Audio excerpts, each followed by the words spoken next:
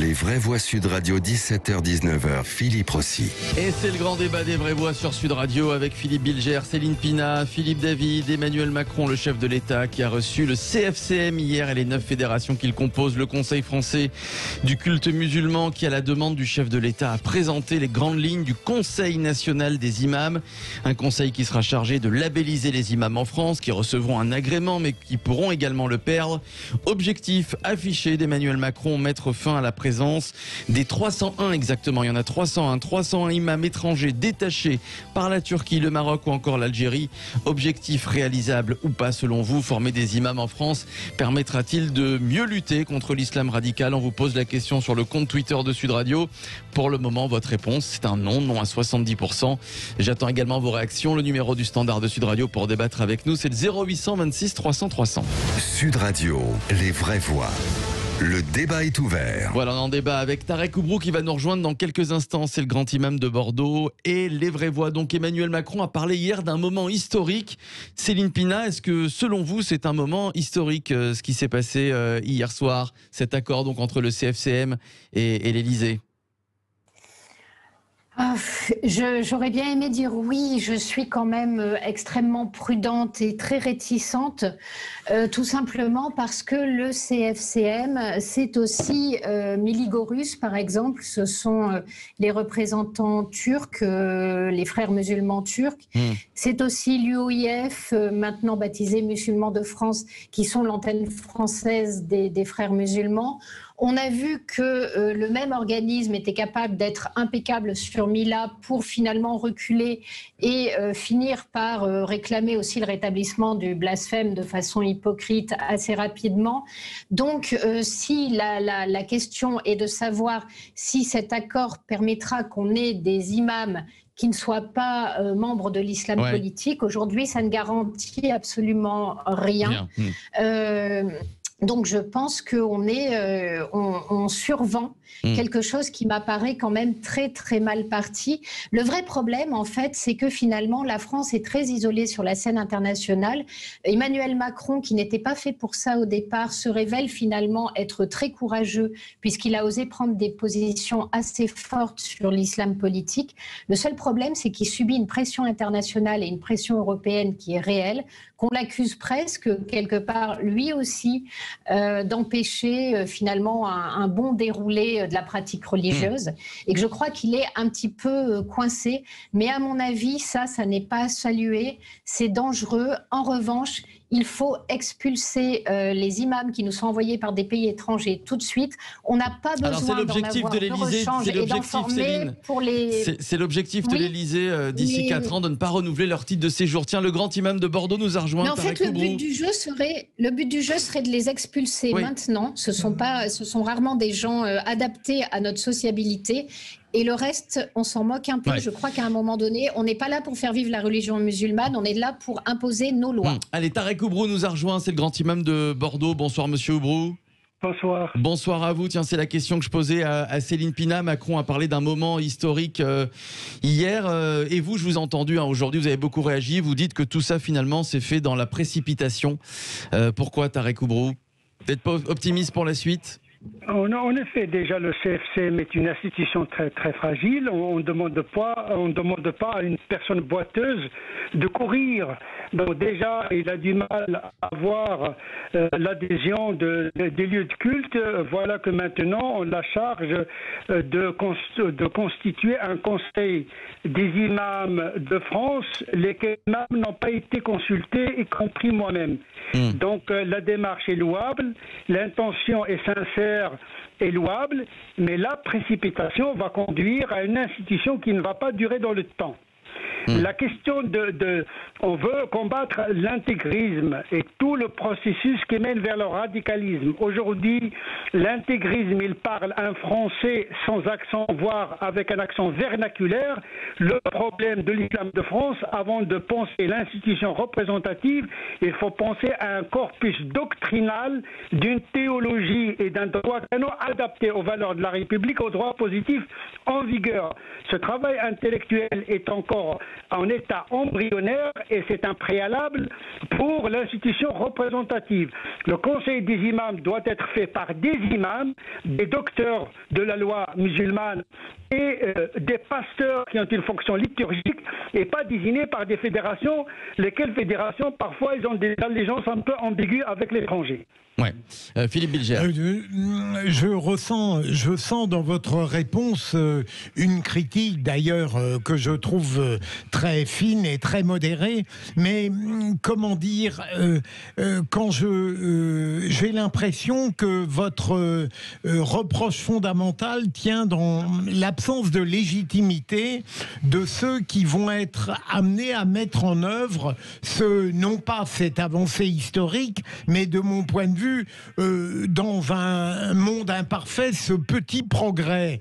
Au fond, qu'est-ce que vous verriez comme instance légitime pour répondre à cette interrogation qu'on formule souvent dans beaucoup de domaines? Qui gardera les gardiens?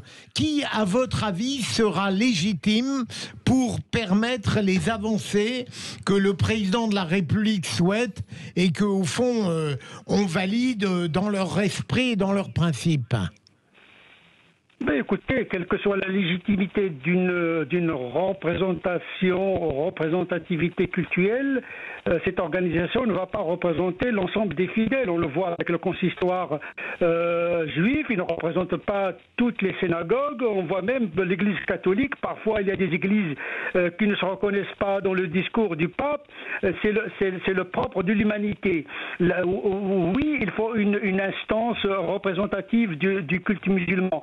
Mais ce que je reproche, c'est la précipitation et la démarche. Ce n'est pas du tout normal qu'on propose un conseil national des imams sans consulter les concernés. Tous les imams que je connais, des docteurs, des théoriciens, qui sont très intelligents, qui sont très dévoués, qui sont sincères, je les connais. Je suis peut-être le plus vieux imam de France, 40 ans de pratique de l'imama. Il y a une grande frustration chez beaucoup d'imams parce qu'ils ne se reconnaissent pas dans cette démarche. Pas dans la visée et l'intention, mais dans la démarche. Ouais. Philippe David.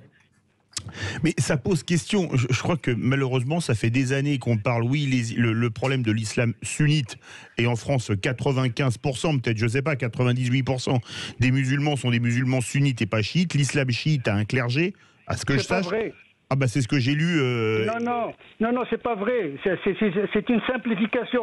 Ayatollah, il a exterminé tous les ayatollahs concurrents. Il y a des chapelles, il y a des dissensions. Le chiisme de l'Iran est un chiisme initialement pluriel où il y a un combat intestin au sein du chiisme. Cette réalité n'est pas connue des gens. Mais par contre, dans l'islam sunnite, si je ne m'abuse, il n'y a pas de clergé. Mais il y avait toujours eu l'invention de la fonction religieuse. En Égypte, on a trouvé un mode. Au Maroc, on a trouvé un mode. Au fil de l'histoire, le sunnisme invente des fonctions. Nous avons besoin d'inventer des fonctions religieuses à la lumière de la laïcité française.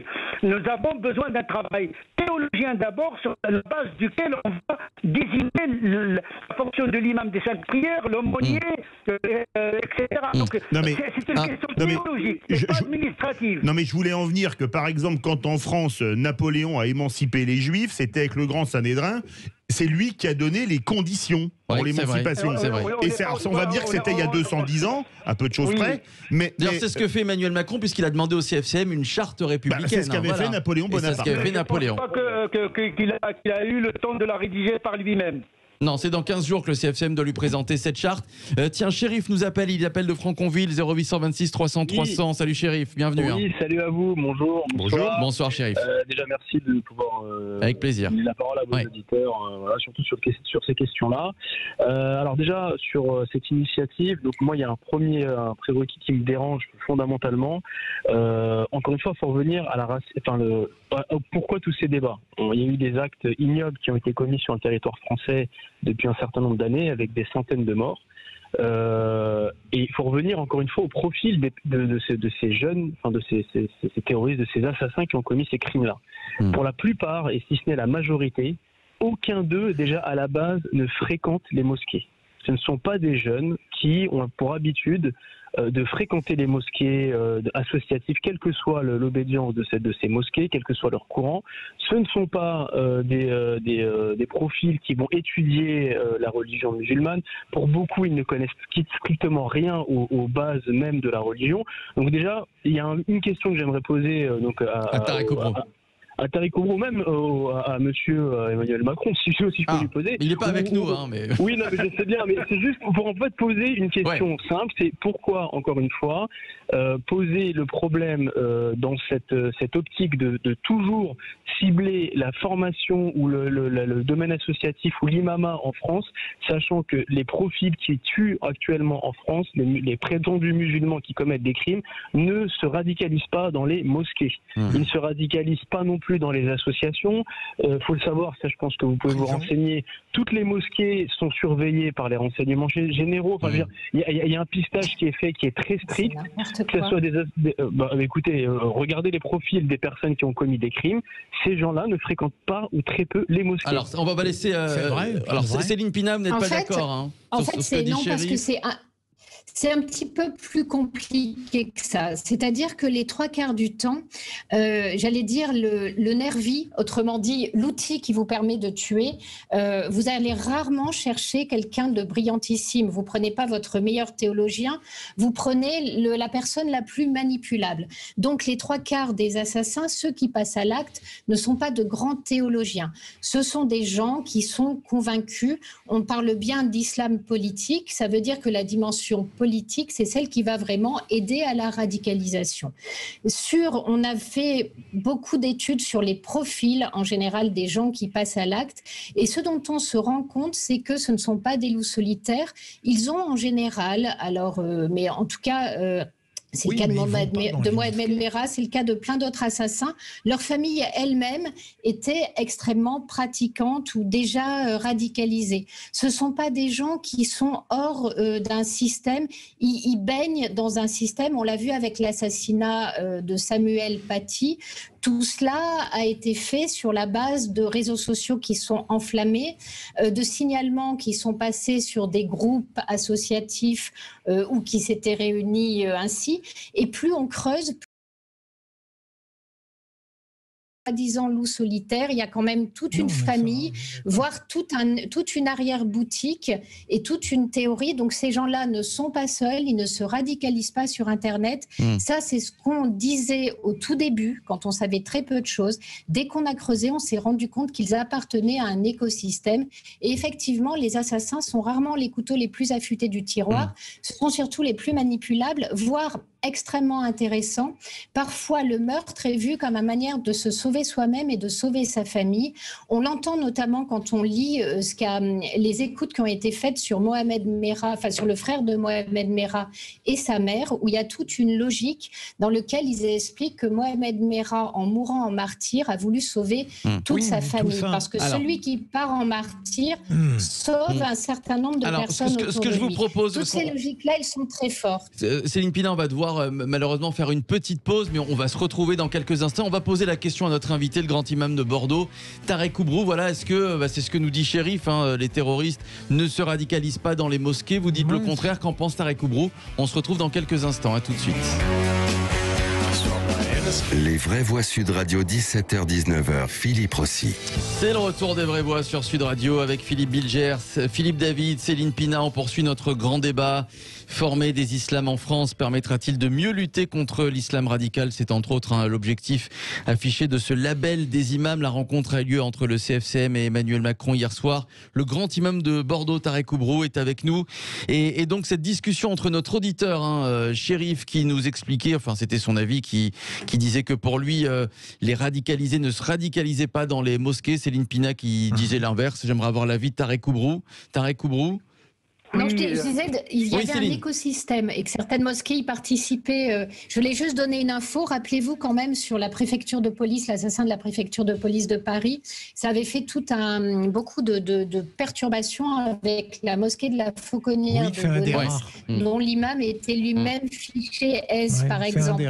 Donc c'est pas systématique, mais en revanche, innocentait les mosquées. Ça, c'est vraiment une erreur aussi. Ça dépend de la mosquée, ça dépend de l'imam, ça dépend de plein de choses. Tarek Oubrou.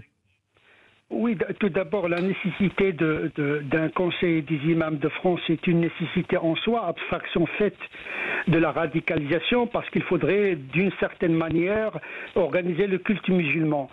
Par contre, la radicalisation se nourrit de plusieurs éléments. Il y a des imams qui ne sont pas forcément à l'origine des fanatiques, mais dont le discours peut inspirer le fanatisme. Le problème, c'est dans la lecture d'un islam qui était peut-être pertinent dans des cultures médiévales, mais qui cause de la rupture mentale entre le musulman et son monde. Donc il faut travailler au niveau théologique en profondeur. Et c'est vrai, comme il a été dit, qu'il y a une littérature qui conduit à une certaine martyrologie dévoyée, telle que le fait de mourir pour sauver sa famille. Mais on oublie de dire à ces jeunes que le martyr, c'est celui qui subit la Et donc, le problème, c'est qu'il faut que des concepts théologiques soient revisités, bien expliqués à nos jeunes. C'est ça le vrai problème. Bien sûr, il y a des imams qui tiennent des discours qui ne tombent pas sous le coup de la loi, mais qui donnent une nourriture et qui nourrissent dans les esprits fragiles la tentation de la séparation par rapport à la société. Il y a une théologie de la séparation, c'est-à-dire la distinction.